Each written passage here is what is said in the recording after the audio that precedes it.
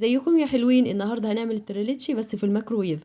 اول حاجه كده انا جبت البيضه بتاعتي وحطيت عليها الفانيليا وضربتها شويه، وبعد كده نزلت معلقه كبيره من السكر ومعلقتين كبار من الزيت وكله قلب كده مع بعضه، وحطيت 3 معالق كبار من اللبن وبرضو قلبتهم، ونزلت اخر حاجه بمعلقتين كبار من الدقيق ورشه الملح ونص معلقه صغيره من البيكنج باودر.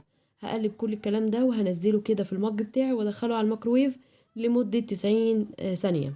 واول ما هتخرج هسيبها تهدى 10 دقايق، واكون مجهزة ربع كوباية من اللبن فيها معلقة صغيرة من السكر، وابتدي اسقيها واسيبها تتشرب خالص، وبعدين احط الكريمة بتاعتي وصوص الكراميل، واعمل خطوط كده بالعرض بالكريمة، وابتدي اعملها كده بعصاية الشيش طاووق. حطها في التلاجة لمدة ساعتين 3 كده عشان الكيك يشرب من الصوصات ديت، وبعد كده نبتدي ناكلها. لازم تجربوها وبألف هنا. بس كده.